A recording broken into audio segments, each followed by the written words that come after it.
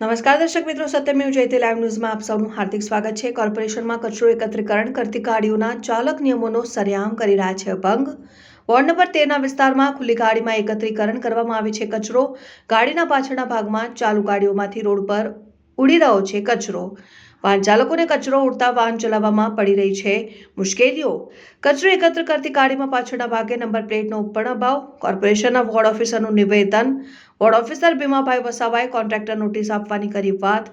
Solid waste વિભાગના ઉપરી અધિકારીને પણ આ બાબતે જાણ કરાશે ને આપે બાહેંધરી।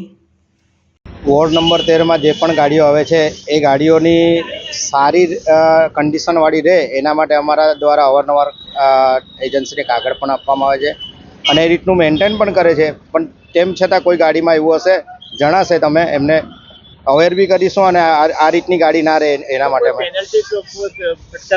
તમારા દ્વારા કે કોઈ બીજું કંઈ અમારા દ્વારા આ બાબતની જાણ થઈ કે પછી અમારા દ્વારા ચેકિંગમાં જણાય તો અમે સોલિડ વેસ્ટ વિભાગને અમે કાગળ લખીએ છીએ અને ત્યાંથી આગળની કાર્યવાહી કરવામાં આવે છે। આજે જે ગાડી જે આખા રોડ ઉપર કચરો ભરે છે, કચરો વેરતી જાય જેની ગાડી કાયદાનો સુપ્રીમ કોર્ટનો કાયદાનો પણ છે કે એને ઢાંકીને નાખવું જોઈએ, તેમ છતાં ખુલ્લું હોય છે। નિયમ મુજબનો દંડ માટેની કાર્યવાહી કરીશું અને ઇજારદારને આ બાબતનો લેટર પણ લખીશું।